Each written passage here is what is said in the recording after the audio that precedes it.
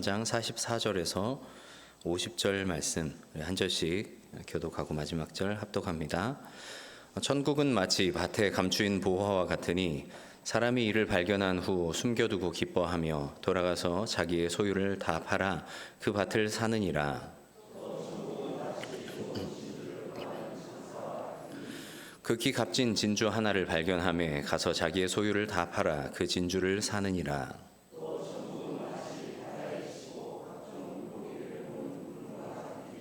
그물에 가득함에 물가로 끌어내고 앉아서 좋은 것은 그릇에 담고 못된 것은 내버리느니라.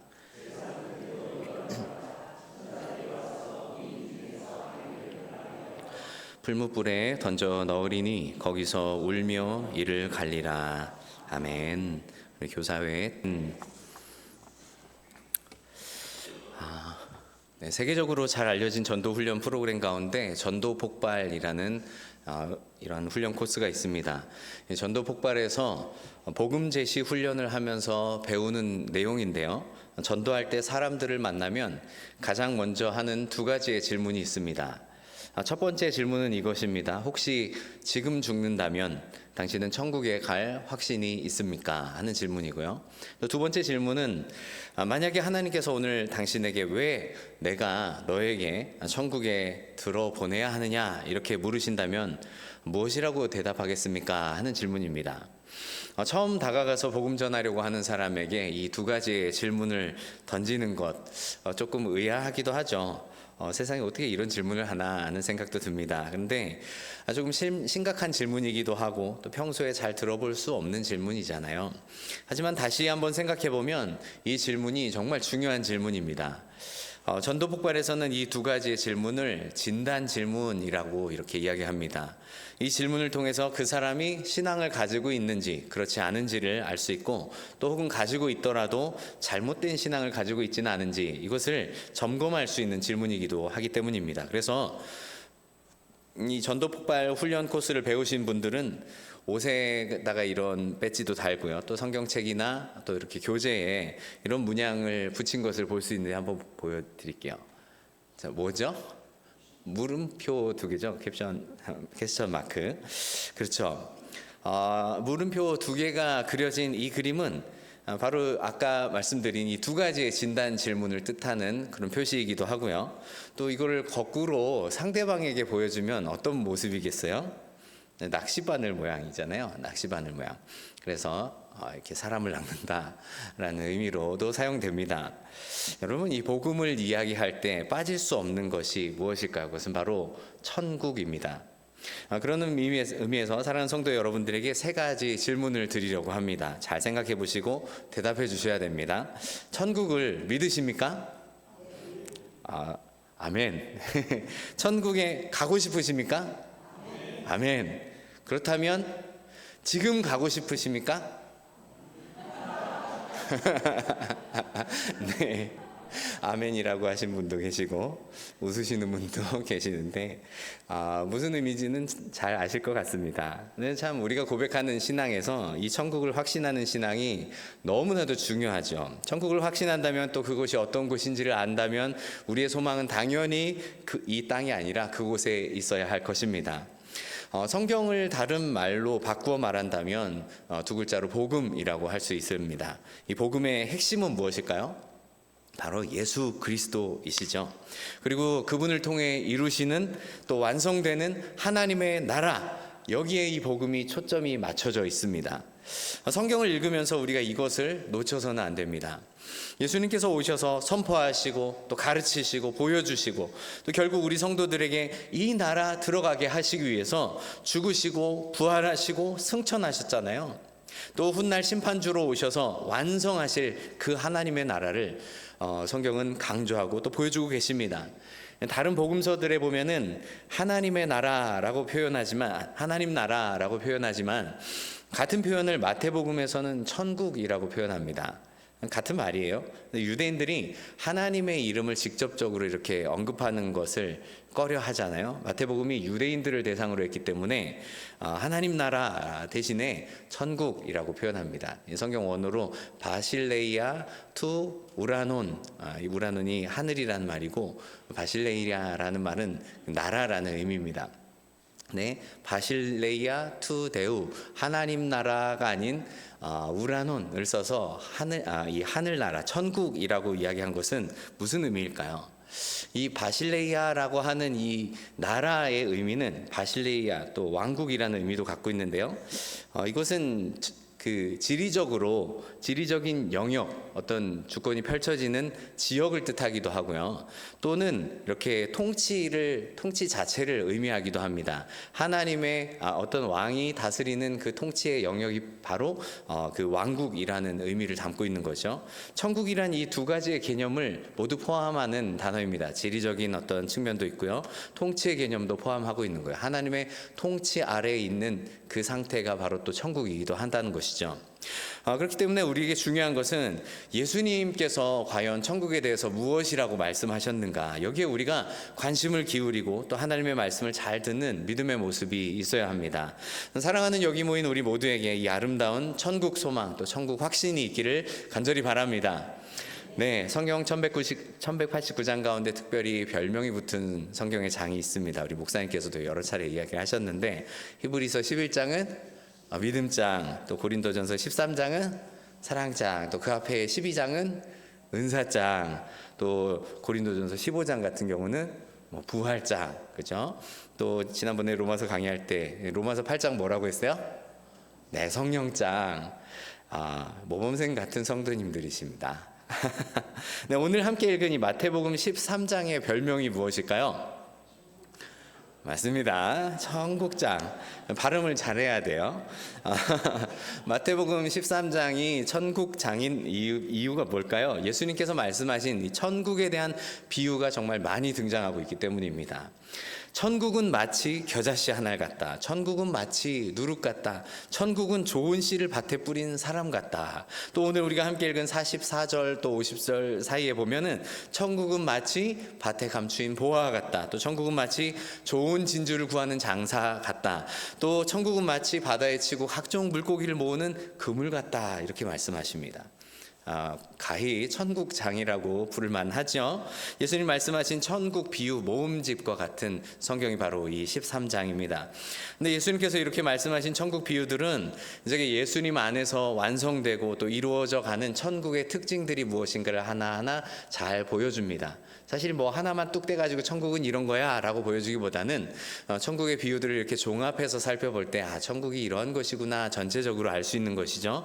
이 비유들을 통해서 하나하나 이렇게 퍼즐 조각이 맞춰지듯이 천국의 모습들을 우리가 그려볼 수 있습니다. 또 부분이 아닌 전체를 볼 수가 있고요. 또 평면이 아니라 입체적으로 예수님께서 보여주시기 위해서 이렇게 다양한 천국 비유를 말씀하시는 것이죠. 여러분이 물론 13장 또 다른 본문에도 여러 천국을 다루는 내용들이 있지만 오늘 우리가 함께 읽은 이 본문 44절에서 50절에 나오는 세 가지의 천국 비유를 중심으로 한번 살펴보고자 합니다. 이 말씀을 함께 나누는 가운데 우리에게 예수님께서 이루시는 이 천국의 기쁨이 충만하고 또 천국 신앙을 또 확신하는 가운데 아름다운 이 믿음의 고백이 넘치는 이 시간 되기를 간절히 바랍니다. 네, 먼저 천국은 마치 어떤 것이라고 말씀합니까? 천국은 마치 밭에 감추인 보화 같다 말씀합니다. 44절 말씀이죠. 함께 읽어볼까요? 천국은 마치 밭에 감추어진 보화 같으니 사람이 이를 발견한 후에 숨겨두고 기뻐하며 돌아가서 자기의 소유를 다 팔아 그 밭을 사느니라. 아멘. 여러분 이런 찬양도 있잖아요. 천국은 마치 밭에 감추인 보화, 땅속에 묻힌 아무도 모르는 보석. 근데 이런 찬양을 부르다 보면 좀 특별한 가사를 만납니다. 집 팔고 땅 팔고 돈 팔고 냉장고 팔아서 기어이 그 밭을 사고 말 거야 하는 그런 찬양의 가사가 나와요. 과연 이게 정말 그럴 일인가 하는 생각이 듭니다. 여러분 이 비유를 잘 이해하려면 당시의 문화 또 관습을 이해할 필요가 있습니다. 예수님 당시에는 오늘날과 같은 금고나 또 은행 같은 게 없잖아요. 따라서 사람들이 귀중한 보물을 가지고 있을 때 어디다가 보관해야 될까요? 항아리라든지 괴짝 같은 데다가 이렇게 담아서 땅 속에 묻어서 보관합니다. 뭐 집 한가운데에다가 묻는다든지 아니면 저기 남모르게 이렇게 밭 한가운데에다가 이렇게 보관을 하는 거죠. 도둑이 들거나 무슨 일이 있어도 쉽게 가져가지 못하도록. 그게 당시에는 가장 안전한 보관 방법이었습니다.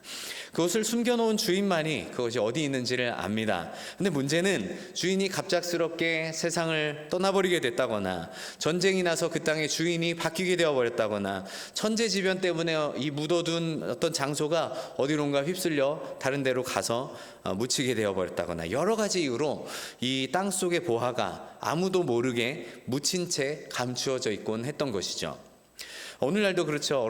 어르신들 이렇게 장판 밑에다가 이렇게 꼬깃꼬깃 돈들 숨겨놓고 또 벽장에다가 이렇게 숨겨두셨다가 한참 뒤에 돌아가시고 나서야 유품 정리하면서 발견되는 경우도 있잖아요.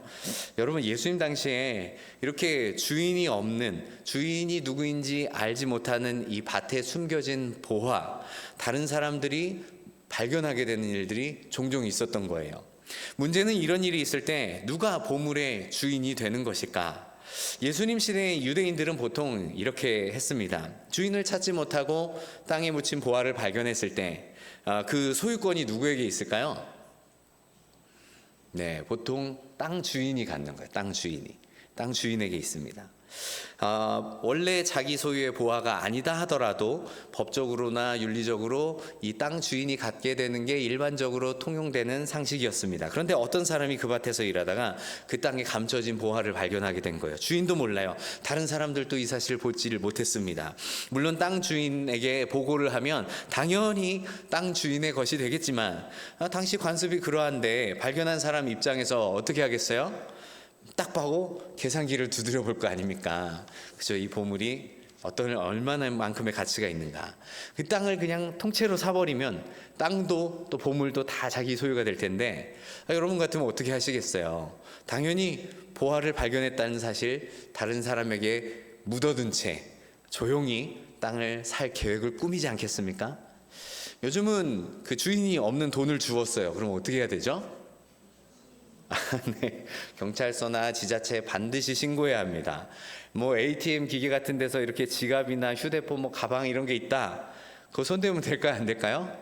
안 됩니다. 안 됩니다. 주인이 없는 것 같다고 해서 함부로 내 물건도 아닌데 손대면 점유 이탈물 횡령죄라고 해서 1년 이하의 징역 또는 300만 원 이하의 벌금을 받게 돼요. 손대면 안 되겠죠. 근데 여기서의 경우처럼 땅 속에 뭔가 보물을 발견했다. 그러면 요즘 시대는 어떨까요? 민법 제253조에 보니까 발견자와 토지 소유주가 반반씩 나눠 갖게 돼 있어요. 한번 도전해 보시겠습니까? 그런데 만약 이게 뭐 문화재인 경우라면 또 말이 달라지는 거예요. 발견한 개인이나 토지 소유주의 재산이 아니라 이제는 누구의 소유가 되는 거예요? 그건 국가의 소유가 되는 거죠. 여러분, 여튼 중요한 것은 이 시대엔 땅 주인이 그것을 갖게 된다는 점이죠. 근데 예수님께서 왜 이 천국을 비유하면서 이런 비유를 예를 들어서 말씀하셨을까요? 먼저는 천국은 그만큼 값진 보화 같다. 또 그것은 또 자기 전부를 내어놓고서라도 반드시 얻을 만한 가치가 있다. 그러니 천국에 투자하라. 이런 메시지를 우리에게 말씀하는 것일까요? 물론 이런 메시지가 담겨져 있지 않은 것은 아니지만 만약 그렇다면 한 가지 드는 의문은 다음에 나오는 값진 진주를 구하는 장사의 비유와 뭐 크게 다를 바 없는 비유라는 거죠. 그렇기 때문에 이것은 똑같은 비유를 2번 말씀하셨다기보다는 조금 다른 강조점이 있다는 것을 우리가 발견해야 합니다. 어떤 강조점이냐? 비록 감추어져 있는 것 같아 보이지만 그게 아무도 발견할 수 없는 것이 아니라 발견할 수 있다는 거예요. 발견하게 된다는 거예요. 그리고 이 우연한 발견 이후에 나타난 반응들이 중요하게 언급이 되고 있는 것이죠. 이 복음서 주석가로 잘 알려진 토마스 또 라이트라든지 프랑스 같은 이러한 신학자들은 이 부분을, 이 비유를 이렇게 표현을 했어요. 기쁨으로 반응하는 하나님 나라의 발견 사건이다. 기쁨으로 반응하는 하나님 나라의 발견 사건. 이것이 밭에 감추어진 보화를 발견하는 이 천국 비유라는 거죠. 정말 멋진 표현 같지 않습니까?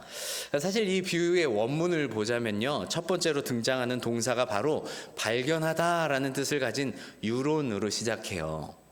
그게 값진 것이고 소중한 것이면 분명하지만 정말 모르기를 원하신다면 그냥 감추어 두시면 돼요. 안 그렇습니까? 그런데 반대로 이 비유는 뭘 강조하신다고요? 발견하게 되는 기쁨. 다시 말하면 하나님께서는 발견하기를 원하신다는 거예요. 예수님은 중요한 이 하나님 나라 천국 복음을 비유로 말씀하시면서 사람들에게 특별히 이 말씀을 비유로 말씀하세요. 비유로. 여러분, 비유가 뭐죠? 어떤 사물이나 개념을 직접적으로 언급하는 게 아니라 비슷하거나 아니면 연관되는 다른 사물에 빗대어서 표현하는 수사 기법 중에 하나죠. 어떤 경우는 비유를 통해서 말하는 것이 더 이렇게 분명하게 전달되는 것이 있습니다. 그런데 또 어떤 경우는 비유로 말하기 때문에 더 알아듣지 못하는 경우가 있어요. 말하는 사람이 왜 그렇게 표현했지? 한 번 더 생각해야 되는 그런 의도로 일부러 이렇게 비유로 말하기도 하잖아요. 예수님도 마찬가지입니다. 마태복음 13장 34절에서 35절 말씀이 이렇게 말씀하세요. 예수께서 이 모든 것을 무리에게 비유로 말씀하시고 비유가 아니면 아무것도 말씀하지 아니하셨으니, 비유로만 말씀하셨다. 비유가 아니면 아무것도 말씀하시지 않으셨다. 이 말씀 무슨 의미일까요? 이어서 나오는 말씀 보면 이는 선지자를 통하여 말씀하신 바 내가 입을 열어 비유로 말하고 창세부터 감추인 것들을 드러내리라 함을 이루려 하심이라 라고 말씀합니다. 그러니까 가장 이 비유로 말씀하신 첫 번째 이유는 예수님께서 비유로 말씀하신 것 자체가 하나님의 말씀이 구약을 성취하는 일이라는 거예요.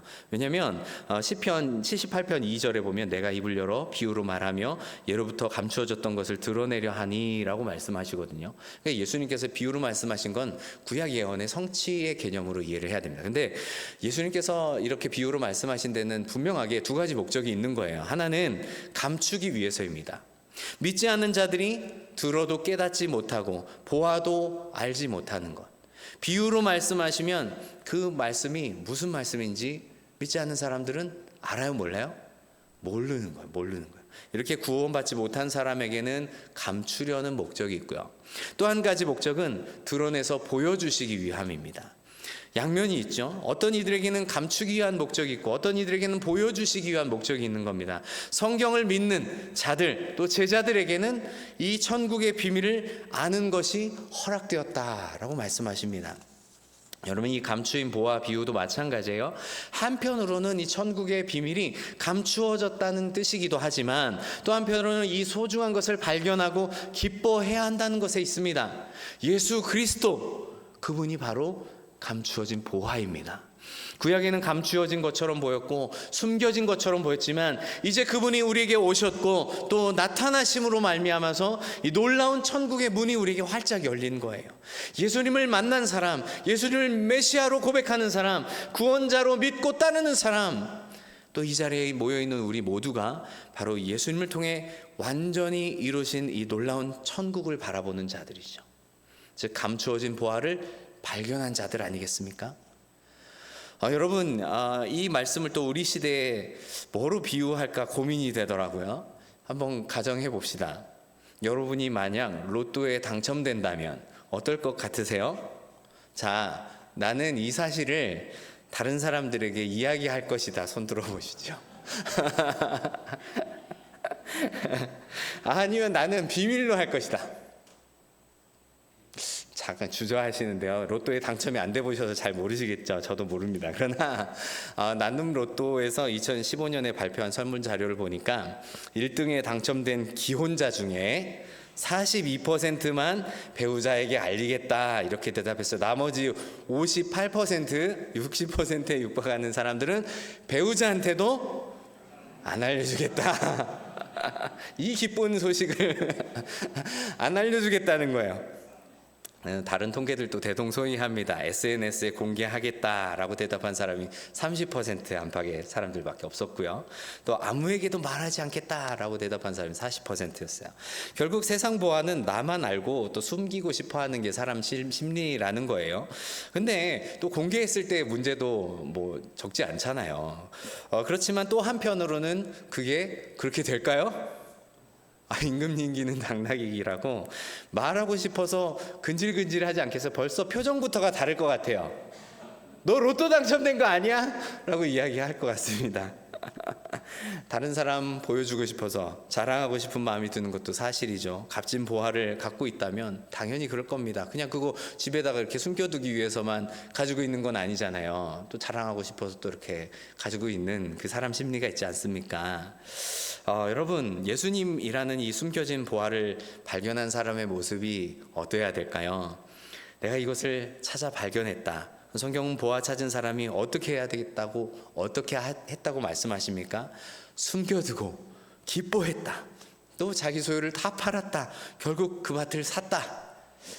네, 이건 결국 감추인 보화를 발견하고는 감출 수 없는 기쁨을 보여주는 거예요.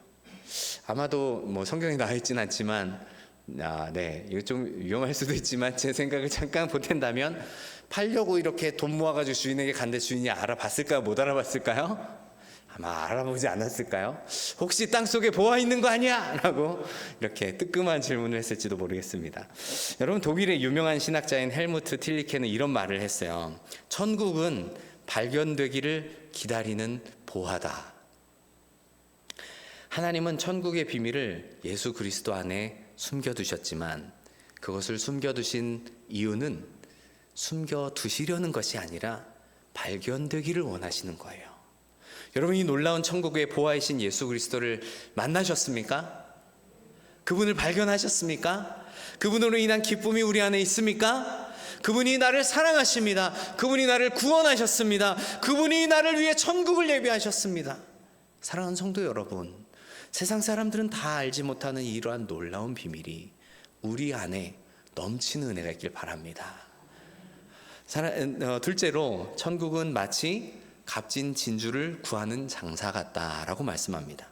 45절에서 46절입니다. 또 천국은 마치 좋은 진주를 구하는 장사와 같으니 극히 값진 진주 하나를 발견하매 가서 자기의 소유를 다 팔아 그 진주를 사느니라. 아멘. 성경을 읽어보면 위에 나오는 이 숨겨진 감춰진 보화나 진주를 구하는 장사의 비유나 별로 크게 다를 바 없는 비유 같아 보일지도 모릅니다. 하지만 예수님께서 이렇게 말씀하신 데는 다 이유가 있지 않겠어요? 천국, 이 하나님 나라에 대해서 다루고 싶으신 다른 면이 있다는 거예요. 감추인 보화는 생각해 보세요. 앞에 말씀한 이 감추인 보화는 우연히 발견합니다. 그렇죠? 또 발견한 사람도 그냥 일반 사람이에요. 또 발견하고 난 뒤에 반응을 보면 기뻐하고 소유를 다 팔아서 삽니다. 이 비유의 초점은 천국의 소중한 가치를 발견한 기쁨에 있어요. 그렇다면 진주를 구하는 장사의 비유는 어떻습니까? 찾는 사람이 일반인이에요? 아니요, 전문가예요. 딱 보면 좋은 진주인지 아닌지를 알 수 있는 전문가죠. 근데 이 진주를 구하는 장사가 어떻게 해요? 우연히 발견하나요? 아니죠. 의도적으로, 간절히, 또 열정적으로 찾습니다. 그리고요, 간절한 마음으로 찾아가서 기어이 자기의 것으로 삼고 맙니다. 여러분, 이 비유의 강조점은 천국의 그 진리를 찾으려고 노력하는 자에게 허락되는 은혜가 있다는 것을 말씀하시는 거예요. 천국은 그냥 길 가다가 그냥 발에 걸리는 게 아니에요. 어쩌다 보니 우연히 얻어 걸린 행운이 아니란 말이죠. 귀한 천국의 보화를 발견하게 하신 것은 전적인 하나님의 은혜입니다. 그런데 은혜로 받은 결과이기 때문에 그 이유는 그냥 알아서 저절로 되는 걸까요? 토요일까지는 피곤해 떨어 있는데 주일 아침에 막 눈이 번쩍 떠지고 주일날 여러 곳에 섬기고 봉사해도 막 힘이 펄펄 남아돌고 말씀 사모하게 되고 기도도 막 저절로 되고 신앙도 쑥쑥 성장하게 되고 그러나요? 물론 우리를 붙드신 하나님께서 그렇게 만들어 가십니다. 그런데 하나님의 뜻 안에서 우리가 순종하고 또 열심을 내어야 하는 부분도 분명히 있는 것이 사실이죠. 천국은요, 이렇게 애씀과 수고를 통해서 더 소중함을 알고 커져가는 것이라는 사실을 성경은 말씀하고 계시는 겁니다. 여러분, 우리가 은혜로 받은 천국의 기쁨이 귀하면 귀할수록 어때요? 날로 더욱 귀하게 여겨지고 간절한 마음으로 그것을 발견하고 싶어서 찾고 기다리고 구하는 것. 여러분, 귀한 진주를 알아보는 이 전문가일수록 더 간절히 매달릴 수밖에 없는 것처럼 이 천국의 소중함을 아는 성도들이 더 간절한 마음으로 그곳을 알기 원합니다. 그곳에 가기 원합니다. 그곳에 있기 원합니다. 소망하는 거예요. 주님도 알고 싶습니다. 주님 더 가까이 가고 싶습니다. 여러분, 이 은혜가 우리에게 커져가기를 간절히 바랍니다.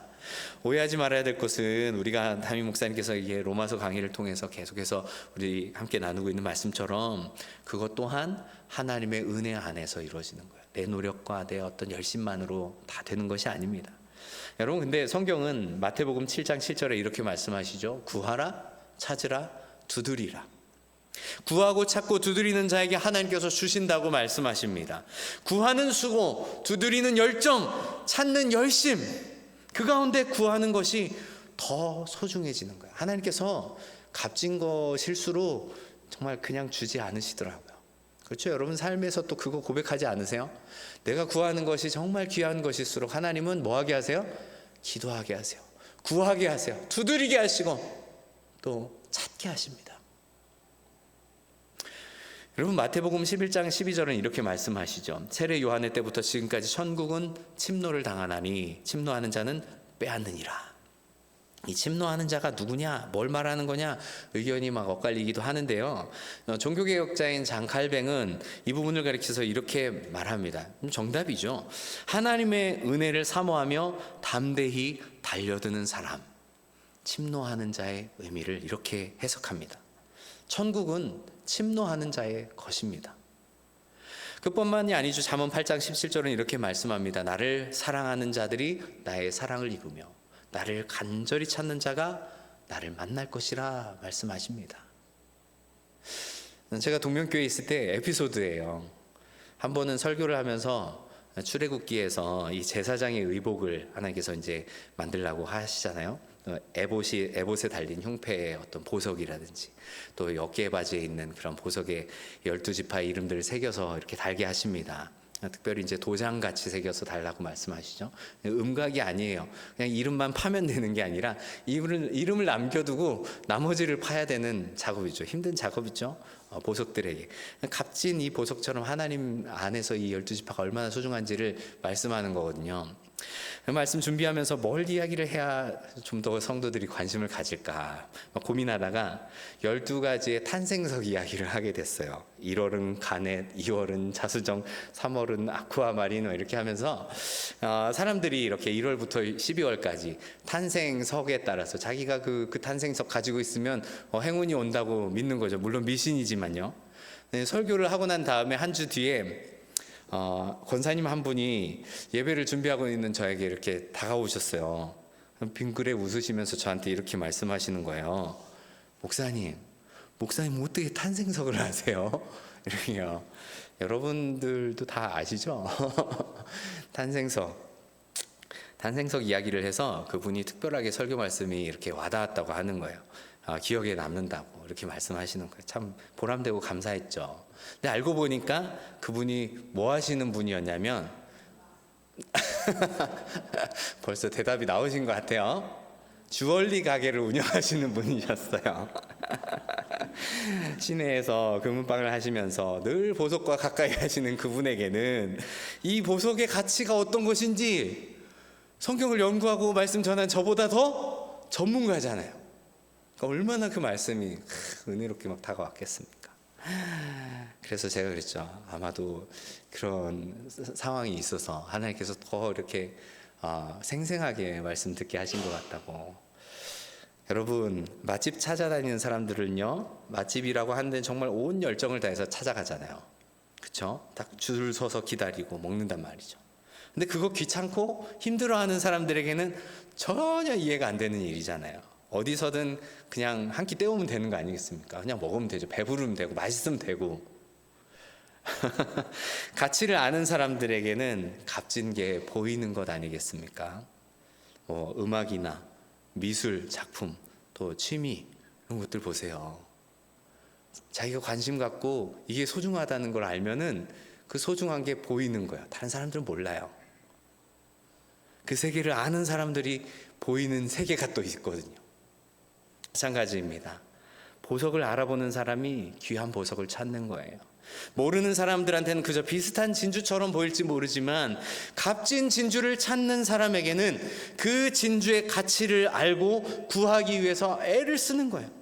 여러분, 우리는 보통 그냥 얻어 걸린 것은 그 귀중함과 가치를 잘 모를 때가 많습니다. 구원의 은혜도 어떻습니까? 값없이 주시는 거라고 하니까 그냥 무슨 1+1 행사처럼 생각하는 경우 많아요. 값싼 복음처럼 치부해 버릴 때가 참 많습니다. 사람들은 농담 삼아 이렇게 이야기해요. 기독교인들은 손해를 본대요. 왜? 11조를 내고 구원을 받으니까요. 농담이 왜 나오는지도 알 것 같죠? 그 가치와 소중함을 알고 간절히 찾는 은혜가 바로 천국 경험하는 믿음인 줄 믿습니다. 행위 구원론을 말하려는 게 아니라 하나님은 이 놀라운 이 구원을 천국에 열망이 있는 자들에게 더 풍성히 열어 보여주시는 분이라는 사실입니다. 사랑하는 성도 여러분, 하나님은 간절히 그 하나님 나라를 찾는 자들에게 놀라운 이 천국 복음의 의미를 깨닫게 해 주십니다. 이 자리에 나와 있는 것 자체가 바로 그 좋은 진주를 찾는 장사의 모습 같은 그런 모습 아니겠습니까? 여러분, 그 옆에 계신 성도님들에게 이렇게 인사합시다. 당신은 좋은 진주를 구하는 장사 아니십니까? 네, 맞습니다. 그러니 우리 모두 값진 진주를 구하는 장사처럼 이 천국 복음, 진리에 대한 갈급함, 갈망, 뜨거운 목마름이 우리에게 넘쳐나기를 간절히 바랍니다. 그런 우리 모두에게 하나님의 나라를 풍성하게 경험하게 되는 놀라운 은혜가 있을 줄 믿습니다. 마지막으로 천국은 마치 바다에 치고 각종 물고기를 모으는 그물과 같다, 이렇게 말씀하시거든요. 47절에서 50절 말씀 보니까 이렇게 말씀하세요. 또 천국은 마치 바다에 치고 각종 물고기를 모으는 그물과 같으니 그물이 가득함에 물가로 끌어내고 앉아서 좋은 것을 그릇에 담고 못된 것은 내버리느니라. 세상 끝에도 이러하니라. 천사들이 와서 의인 중에서 악인을 갈라내어 풀무불에 던져 넣으리니 거기서 울며 이를 갈리라. 여러 가지 천국의 비유 가운데 마지막으로 이 말씀을 하십니다. 이 비유를 잘 이해하기 위해서는 당시의 또 상황들을 이해할 필요가 있습니다. 성경에 등장하는 이 갈릴리 어부들이 주로 이렇게 고기를 낚는 방법이 세 가지가 등장해요. 한 가지는 투망입니다. 한 사람이나 혹은 두 사람이 이렇게 둥근 그물을 던져서 고기를 낚는 방법이에요. 둥근 그물 끝에 추가 달려 있으니까 이렇게 그물이 원형으로 쫙 펼쳐지면서 거기 사이에 있는 고기들이 한꺼번에 딱 잡히게 되는 거죠. 베드로와 안드레가 이런 방법으로 이렇게 그물을 던지다가 예수님을 만났잖아요. 예수님의 부르심을 받게 되죠. 또 낚시 방법이 있습니다. 낚시는 바늘이 달린 줄로 이렇게 한 마리씩 고기를 낚는 거잖아요. 마태복음 17장 27절 말씀 보니까 예수님께서 베드로에게 바다에 가서 낚시를 던져서 고기를 잡으라, 이렇게 말씀하시기도 하거든요. 또 한 가지 방법은 오늘 말씀처럼 끌 그물을 사용하는 거예요. 여럿이서 길게 그물을 끝을 넓게 벌려서 마치 바닥을 훑듯이 이렇게 고기를 잡는 방법이죠. 저인망이라고 해서 이렇게 하면 어떻게 될까요? 한꺼번에 많은 고기를 잡을 수가 있어요. 근데 문제는 뭘까요? 그 가운데는 큰 고기, 작은 고기, 또 종류를 막론하고 모든 그 고기들이 그물에 이렇게 다 끌려오게 되겠죠. 그렇기 때문에 후반 작업이 필요한 거예요. 어부들은 보통 이렇게 끌그물로 잡아온 고기들을 해변에서 구분하게 돼요. 그릇에 팔 수 있는 생선들 담고, 또 작아서 못 쓰는 생선들 이렇게 바다에 버리면 또 가난한 사람들이 거기 와서 이제 양식으로 삼기도 하잖아요. 또는 정결 또 부정의 규례를 따라서 먹을 수 있는 생선, 그리고 먹지 못하는 생선을 이렇게 구분하기도 합니다. 예수님은 이 천국의 비유를 이런 고기잡이 방법 가운데 특히 끌그물에 비유해서 말씀하시고 계십니다. 그러니까 이렇게 비유를 말씀하신 데는 특별한 천국의 특징이 있다는 것을 말씀하는 거예요. 모두가 천국이라는 이름 아래 모입니다. 하지만 궁극적으로는 하나님께서 의인과 악인을 구별하신다는 사실이죠.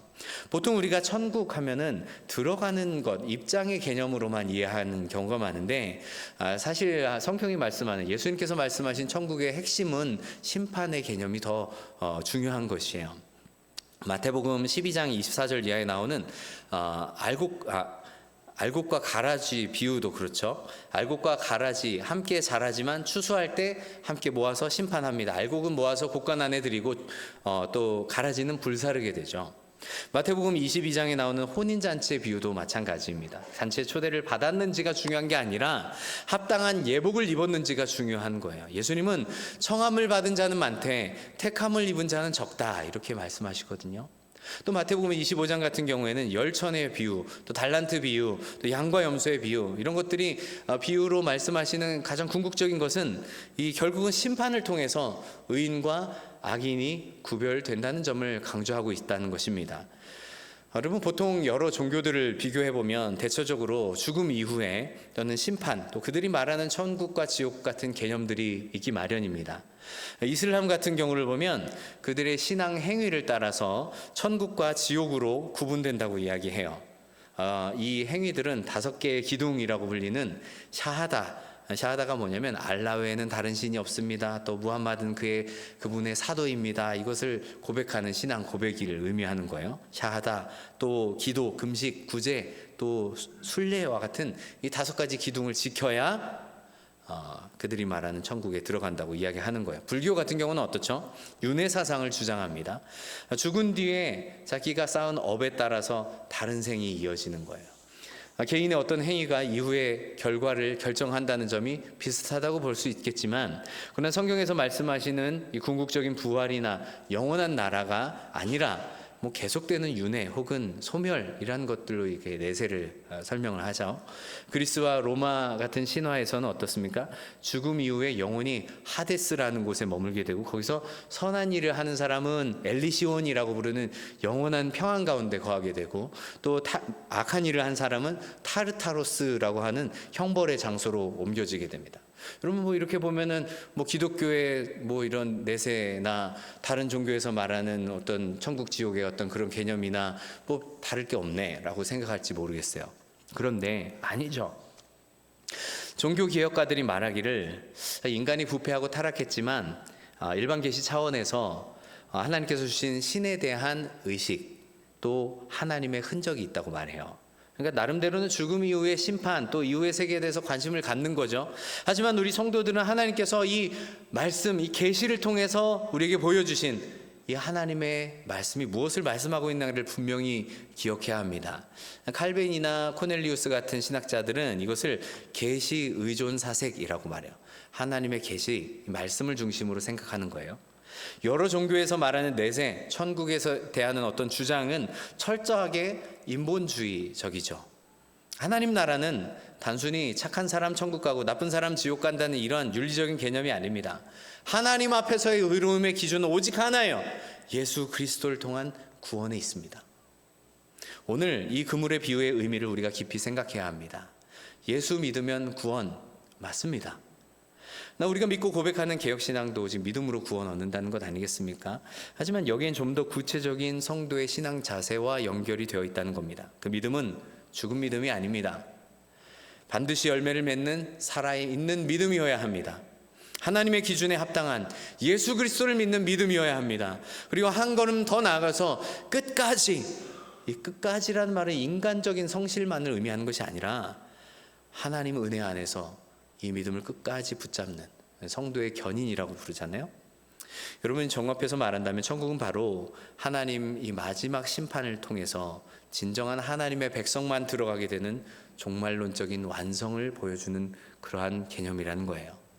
중요한 것은 이 구원이 이미와 아직 사이에 놓여 있다는 점입니다. 이미 우리는 그리스도 예수의 부활로 이렇게 구원을 얻었습니다. 믿는 자는 이미 하나님 나라에 속했습니다. 그러나 한편으로는 아직 예수님의 재림을 통한 마지막 이 구원의 완성을 기다리고 있는 거죠.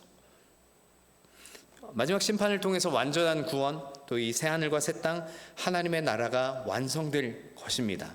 우리는 모두 이 이미와 아직 사이에서 하나님 말씀하신 천국을 바로 바라볼 수 있어야 합니다. 올해 4월에서 5월 JTBC에서 했던 드라마가 있었습니다. 제목은 천국보다 아름다운이라는 드라마예요. 혹시 보신 분 계십니까? 한번 이미지 띄워주시겠어요? 네, 제가 이 작품을 눈여겨보게 된 것은 먼저 작품을 쓴 극작가 이남규 씨가 개인적으로 참 이게 좋더라고요. 눈이 부시게라든지 뭐 또 정신병동에도 아침이 와요라는 이런 그런 드라마들 따뜻하고 또 감동적이고 또 참신한 요소들이 있기 때문입니다. 또 둘째는 출연자들이 또 꽤나 괜찮은 배우들이었거든요. 예, 한지민 씨라든지 아까 봤더니 남주혁 씨, 또 특히나 유명한 크리스찬 배우인 김혜자 권사님이 이렇게 주연을 맡았죠. 마지막으로 이 드라마 이름부터가 천국이 들어가잖아요. 더구나 교회 다니는 사람에게는 충분히 관심을 끌만한 그런 요소가 있었던 것 아니겠습니까? 물론 드라마니까 성경에 나온 천국을 뭐 이렇게 정확히 막 이렇게 이야기하겠습니까마는 기대가 너무나 컸는지 또 보다 보니까 조금 아쉬운 부분들도 있더라고요. 천국에 있다가도 잘못하면 막 지옥으로 간다든지, 천국에서 막 영원히 사는 게 아니라 자기가 막 환생을 선택하기도 한다든지, 또 심지어 천국에 들어갈 때 자기가 원하는 나이를 선택해요. 제일 젊고 예쁠 대로 변할 수가 있어요. 그럼 여러분 어떤 나이를 선택하고 싶으세요? 주인공인 김혜자 씨는 거기서 80세를 선택해요. 남편이 늙고 병들어서 누웠을 때 아내에게 이렇게 말한 거죠. 당신은 지금이 제일로 예뻐. 김혜자는 그 말 믿고 남편이 예쁘다고 한 80세로 돌아간 거예요. 여러분, 그랬더니 글쎄 천국 가서 남편을 만나보니까 남편은 글쎄 젊을 때의 모습이고 자기는 할머니고 말도 안 되는 설정들이죠. 벌써 배신감 들고 뭐 이게 무슨 천국인가, 이런 게 천국이라면 뭐 세상과 다를 게 뭐가 있을까, 이런 생각이 들더라고요. 물론 감동적인 데모 또 생각해 볼 만한 에피소드들도 참 많았지만 결국은 뭐 다양한 종교 또 다양한 내세관이 뒤섞여서 그냥 기독교의 천국을 모티브로 했다는 게 저는 마치 신성모독처럼 느껴졌습니다. 그래서 작가가 말하는 천국보다 아름다운 거, 그게 과연 무엇이었을까? 너무나 사랑하는 아내와 함께했던 시간들, 그 추억이 너무 소중하기 때문에 결론은 천국보다 아름다운 것은 지금이다. 천국보다 아름다운 것은 당신이다. 이게 드라마의 결론이더라고요. 여러분, 근데 이런 게 천국이겠습니까? 오늘 우리가 함께 읽은 이 말씀을 통해 천국의 비유를 살펴보았습니다. 우리가 천국에 대해서 어떻게 알고 계십니까? 정말 우리가 성경에 대해서 말씀하고 계시는 천국을 바로 들여다보고 있습니까? 그 천국을 내가 정말 사모하면서 바라보고 있습니까? 우리가 이걸 한번 다시 점검해 보자는 거예요. 왜요?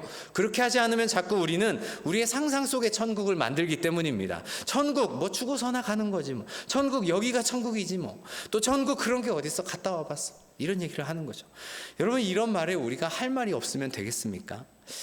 여러분, 밭에 감추인 보화 비유에서 말씀하듯이 그것은 아예 모르게 비밀스럽게 감춰둔 것만은 아니라는 사실, 오히려 하나님은 그것이 발견되기를 원하시고 그 발견되는 기쁨을 알기를 원하시는 분이십니다. 값진 진주를 찾는 장사의 비유처럼 그 천국의 가치를 알고 발견하기 위하여서 간절한 마음으로 찾기를 원하시는 분이에요. 그럴 때 하나님께서 우리에게 진정한 천국, 이 하나님의 나라를 깨닫게 하시고 경험하게 하실 것입니다. 또 그물 비유처럼 그저 들어가는 것만이 능사가 아니라 종말론적인 하나님의 심판을 우리가 생각한다면 우리가 미래적인 천국만이 아니라 이 세상에서의 천국을 바라보면서 사는 삶이 어떠해야 되는가를 분명히 또 기억하면서 살아야 한다는 것이죠. 사랑하는 성도 여러분, 처음에 했던 세 가지 질문을 다시 한번 드립니다. 천국을 믿으십니까? 천국에 가고 싶으십니까? 지금 가고 싶으십니까? 좀 더 아까보다는 확신 있게 대답하시는 것 같네요. 여러분, 이 천국의 소중한 가치를 발견하는 사람 되기를 바랍니다. 이 천국을 더욱더 사모하기를 원합니다. 이 천국을 더욱더 깊이 알고 또 말씀하신 천국을 향해 가는 합당한 이 믿음의 모습 갖고 살아가는 은혜가 있는 우리 성도들 다 될 수 있기를 주님의 이름으로 간절히 바랍니다. 함께 기도하겠습니다. 주신 말씀 생각하면서 함께 기도합시다. 하나님, 이 천국을 발견하는 기쁨, 감격이 우리 안에 있는지 돌아봅니다. 하나님, 숨겨둔 그 보화가 아닌 드러내 보여주시고 싶어 하시는 하나님의 마음을 알게 하여 주시고 또 이 천국 더욱더 깊이 알고 사모하고자 하는 마음속에 하나님께서 주시는 이 합당한 천국 들어가는 믿음의 모습 있게 해달라고 함께 기도하며 나갑시다.